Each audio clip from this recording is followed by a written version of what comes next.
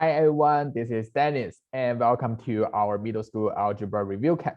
And today is our day 1, so I will just first explain to you what we'll be doing in the next 3 weeks. So from Monday to Wednesday, we will be working on the pre-algebra 1 concepts. And then from Thursday to Friday, we'll be working on the algebra 1 concepts. And each day we will have a concept like this that will just show you one of the most important or the hardest ones from these two courses. And then I will also work on one of the practice problems to just show you how we can apply these concepts. And then we will have 2 or 3 problems for you to practice on your own. And then in the next day, I will just upload the answers for you to double check. Okay. And if you have any questions when you do this practice, just let me know in the WeChat group, and then I will try my best to help you with that. Okay. So now let's do the day 1 practice. Okay.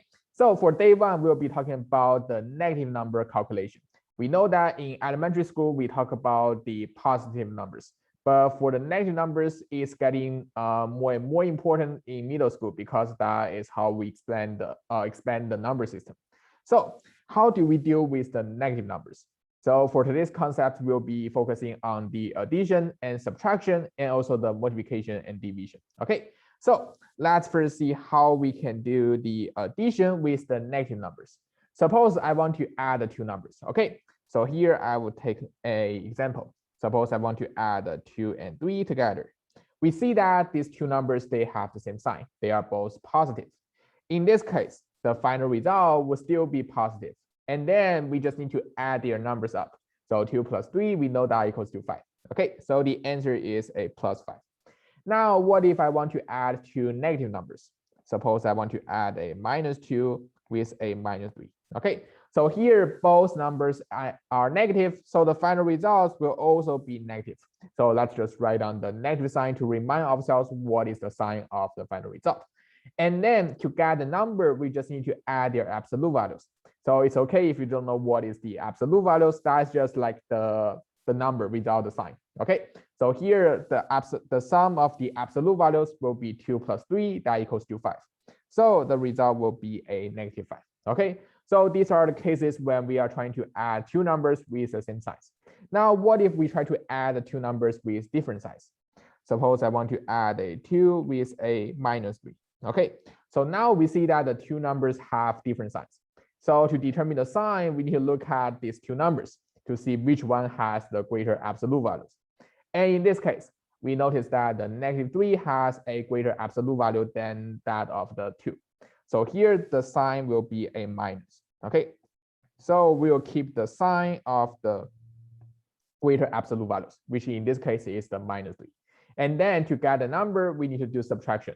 So we need to subtract the 2 from 3 and give us a 1. Okay, so the final result will be a -1. So similarly, if we want to add a -2 with a 3 here, again, we have to determine the sign because they have different signs. And then we see that 3 has a greater absolute value than the 2 here. So the final sign should be a positive. And then number should just be 3 minus 2, which equals to 1. Okay, so these are all about the addition. And then for subtraction, it's actually relatively easy if we understand how to do the addition, because we can convert the subtraction into addition, right? So subtracting a number is just like adding the opposite. So imagine if you want to do 3 minus 2, that would just equal to 3, and then add the opposite of 2. And the opposite of 2 will just be a -2. Okay, and then using our rules for the addition, we can solve the results. Okay, so the result will be 1. So we see that that's just a basic subtraction. We know how to do that. But just to formally and then to be more general, we can just convert that into addition and then use the addition rules. And now, what if I want to subtract a negative number? So again, if we want to subtract a number, we are adding the opposite of this number, right? So 3 minus a -2 will just be 3 plus the opposite of -2, which is just 2. Okay, and the result will be 5. So here 3 minus -2 will equal to 3 plus 2, and then that equals to 5. So this is how we can do the addition and subtraction with the negative numbers. Now, let's see how we can deal with the multiplication and division. So for multiplication and division, again, we have to determine the sign, because now we have negative numbers and we have positive numbers. So we have to first determine the sign. And then to determine the sign, now we have to look at the signs of these two numbers. If they have the same sign, say if they both have a positive sign, in this case, 3 times 2, and we know that equals to 6, okay? So if they have the same sign, then the result will be positive. Same goes for a -3 times a -2, the result will be 6, okay? So -3 times a -2 also equals to 6. As long as they have the same sign, the final result will be positive. But what if they have different signs? Suppose we have a -3 times a 2 here, that will equals to a -6, because now they have different signs, okay? And it's also the same for the division. So if we are trying to divide the two numbers with different signs, then the result will still be negative. So we see that for the multiplication and division, it is important to determine the sign. And 2 positive makes a positive, and then 2 negative also makes a positive. Only when we have 1 positive and 1 negative, the final result will be negative. Okay, so these are all the rules for the addition, subtraction, multiplication, and division. Now, let's see how we can apply these properties in the practice problems. Okay, so for the first one, we have a calculation, and then to find out the results, make sure we need to first follow the order of the operations. That is, we first deal with the calculations inside these parentheses. Okay, and we see that here inside the parentheses, we have a 4 times a -9. In this case, we are trying to multiply two numbers with different signs. So first determine the sign, we know it's a negative numbers. And then 4 times 9, that equals to 36.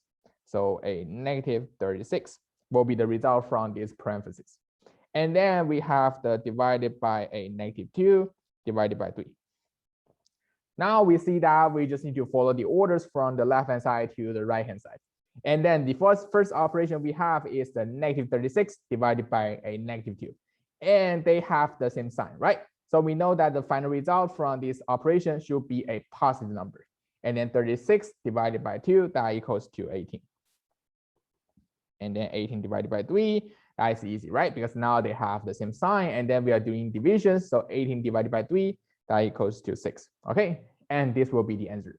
And we see that if we follow the rules carefully, and then we follow the orders of the operations, we can finally just get the answer, okay? And now move on to the second question. So again, we first need to deal with the calculation inside the parentheses. And then the other numbers are just 3/2 times the 1/7. And then inside the parentheses, we got an integer minus a fraction. And to be more precise, we are subtracting a negative fraction, right? So remember, subtracting a number is just like adding the opposite. So here we are multiply this by a, and since we're dealing with the fraction, why don't we just convert all of them into fractions? So 3 here, convert that into an improper fraction. We can just write it as a 9/3. And then subtract a number is like adding the opposite. So we need to add the opposite of -5/3. So we need to add a 5/3. Okay, so that is the first step here.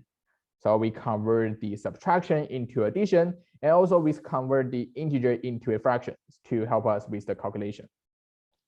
And now we have a 3/2 times the 1/7, and then times a 9/3 plus 5/3. Since they have the same denominator, we just need to add their numerators. So we have a 14/3, okay? And now we just need to cancel out the terms in the numerator and the denominator. And we see that the 3 here can be actually canceled out, right? So the 3 from the numerator here and the 3 from the denominator here, they will cancel out. And then the 14 divided by 7, that equals to 2. And then this 2 will also be canceled out with this 2 here. And we see that the final result is just 1, okay? So here we don't even try to do the calculation between the numerator and the denominator. We can just use the just cancel out the terms in the numerator and the denominator, and then we can figure out the final result. And in this case, it will be just 1. Okay, so that's it for today's sessions. And then we still have 2 more problems for you to work on. So just try your best.